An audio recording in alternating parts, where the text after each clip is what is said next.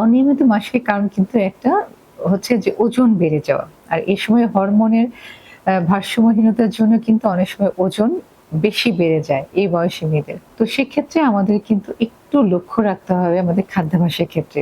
আসসালামু আলাইকুম। হেলথ টিভির পক্ষ থেকে আমি ডক্টর শায়লা নাসরিন আপনাদের শুভেচ্ছা জানাচ্ছি। প্রিয় দর্শক, আজকে আমাদের বিষয় হচ্ছে অনিয়মিত মাসিক হওয়া এবং জরায়ুর সুস্থতা রক্ষার্থে খাদ্যের ভূমিকা। তো প্রিয় দর্শক, আমাদের মেয়েরা বড় হচ্ছে এবং তাদের অ্যাডোলেসেন্ট হচ্ছে এবং তাদের মাসিকও শুরু হয়েছে। আমাদের চিন্তার শেষ থাকে না, কারণ প্রথম দিকে একটু অনিয়মিত থাকে। সেক্ষেত্রে আমরা বলব যে আমরা একজন গাইনোকোলজিস্টের সাথে কথা বলে নিব অনিয়মিত মাসিকের কথা। আর যদি খাদ্যাভ্যাসের কথা বলি, তো প্রথমে আমি বলব যে অনিয়মিত মাসিকের কারণ কিন্তু একটা হচ্ছে যে ওজন বেড়ে যাওয়া। আর এই সময় হরমোনের ভারসাম্যহীনতার জন্য কিন্তু অনেক সময় ওজন বেশি বেড়ে যায় এই বয়সী মেয়েদের। তো সেক্ষেত্রে আমাদের কিন্তু একটু লক্ষ্য রাখতে হবে আমাদের খাদ্যাভ্যাসের ক্ষেত্রে। আর এই বয়সী মেয়েদের খাবারের ব্যাপার যদি বলি, বাহিরে খাবার দিকে আকর্ষণ বেশি থাকে। কারণ এখন আজকাল কেন জানি আমাদের প্রোগ্রামে হচ্ছে যে কিছু হলে দল বেঁধে যেয়ে আমরা একটু বাহিরে খেয়ে আসি, বা স্কুল কলেজের সামনে যে রেস্টুরেন্টগুলো থাকে ওখানে গিয়ে বাহিরে খাবার। আর এই বাহিরে খাবারের জন্য কিন্তু অতিরিক্ত খাবারের কারণে ওজনটা বেড়ে যায়। আমরা যদি ঘরের খাবারের কথা বলি, ঘরের যে খাবার খাই তাহলে কিন্তু আমাদের এই ওজনটা বাড়ে না, কারণ বাহিরের খাবারগুলোতে অতিরিক্ত চর্বি থাকে, ট্রান্স ফ্যাট থাকে, কালার থাকে। কারণ সাধারণত ফুড কালার গুলো কম দেওয়া হয়, এগুলো বিভিন্ন রকম রঙিন কালার থাকে যা স্বাস্থ্যের জন্য খুবই ক্ষতিকর। কাজেই আমি বলবো যে সুস্থভাবে থাকতে হলে এবং যদি আমরা মাসিকের কথা বলি, ওজনটা কমানোর পর কিন্তু মাসিক অনেকখানি রেগুলার হয়ে যায়। তো আমরা কি খাবো কি খাবো না, আমাদের প্রথমে লক্ষ্য রাখতে হবে যে আমাদের খেতে হবে অনেক ধরনের খাবার। মানে আমরা একটা খাবারে যে সারাক্ষণ খাবো তা না। আমরা যদি মনে করি যে আমরা শাকের কথাই বলি, আমরা আজকে লাউ শাক খাবো, কালকে আমরা কলমি শাক, পরের দিন পুঁই শাক। এইভাবে করে কিন্তু আমাদের হচ্ছে কি ডাইভার্সিটিটা ধরে রাখতে হবে। আর এই বয়সী মেয়েদের অল্প, অল্প করে বারবার খেতে হবে।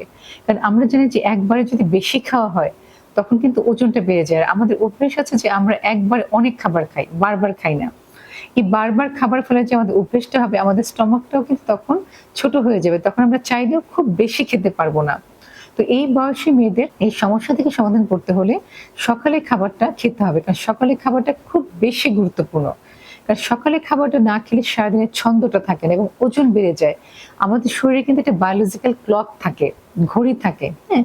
সে কিন্তু বলে দেয় যে আমরা কখন খাচ্ছি। যদি আমরা প্রতিদিনই একই অভ্যেস করে খাই, তখন কিন্তু আমাদের ওই অভ্যেসটা থেকে যাবে। আমরা একেক দিন একেকবার যদি খাবারটা খাই, তখন কিন্তু আমাদের শরীর এই ঘড়িটা বুঝতে পারবে না, তখন আমাদের ওজনের টেন্ডেন্সিটা বাড়বে। তাই আমরা খাবো ঘরের তৈরি, আমরা ভাত, মাছ, মাংস, ডিম, দুধ, বিভিন্ন রকম বিনস, ছোলা আছে, বিভিন্ন রকম ফলমূল, শাকসবজি, টক জাতীয় ফল, এই খাবারগুলো আমাদের খাদ্যে রাখবো। আমাদের বাংলাদেশ তো হচ্ছে ষড়ঋতু দেশ, অনেক ধরনের ফলমূল আছে।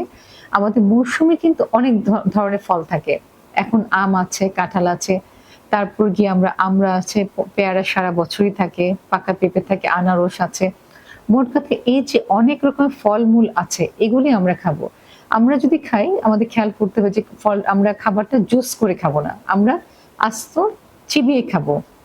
তাতে যে ফাইবারটা আছে সেটা হবে, আমাদের যে কনস্টিপেশন সেটাও থাকে না এবং আমাদের শরীরে কিন্তু ওজন বাড়ার বৃদ্ধি প্রবণতাটা কম থাকে।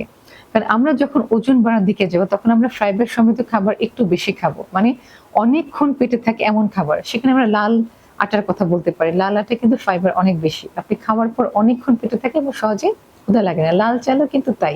কাজে খাদ্য যখন নির্বাচন করতে হবে, আমাদের দেখতে হবে যে ক্যালোরিটা কম আছে কিনা, কোন খাবারে ক্যালোরি কম। আমরা জানি যে কিছু শাকসবজি, যেমন যে শাকসবজি সহজ ভাষায় বলি গাছে ঝোলে, সেখানে করলা আছে, শসা আছে, লাউ আছে, ঝিঙা আছে, পটল আছে, ধুন্দুল আছে। এই সবজিগুলো কিন্তু ভিটামিন মিনারেলস ভরপুর, প্রচুর পরিমাণে পানি আছে, ফাইবার আছে, কিন্তু ক্যালোরি কম। খাবারে এই খাবারগুলো আমাদের নির্বাচন করতে হবে আমাদের। তো বাচ্চাদের আমাদের বোঝাতে হবে যে এই বয়সে যদি মাসিক অনিয়মিত হয়, তার বাহিরের খাবার আমি বলবো একদমই কমিয়ে দিতে। সে ঘরের যে খাবারগুলো রান্না হয় সেটার দিকে নজর দিতে হবে। তো অতিরিক্ত তেল, ফ্রাইড জাতীয় খাবার, ভাজাভাজি খাবার, মশলাযুক্ত খাবার, এগুলো একটু কম খেতে হবে। খাবারের মধ্যে পানি খাওয়া, এই অভ্যাসগুলো একটু ত্যাগ করতে হবে এবং খাওয়ার পর চা খাওয়া, এই জিনিসগুলো একটু আমাদের বিবেচনায় আনতে হবে। এই কারণে কারণ আমাদের কিন্তু খাওয়ার পর চা খেলে শরীরে যে আমরা খাবারটা খেলাম আয়রন অ্যাবজর্পশনটা ভালো হয় না ক্যাফিনের জন্য। তো কাজেই আমরা জানি যে একটা বয়সে আমাদের কিন্তু গভর্নমেন্টের কিছু রিকোয়ারমেন্ট দেওয়া থাকে। সে কি পরিমাণে খাবার খাবে।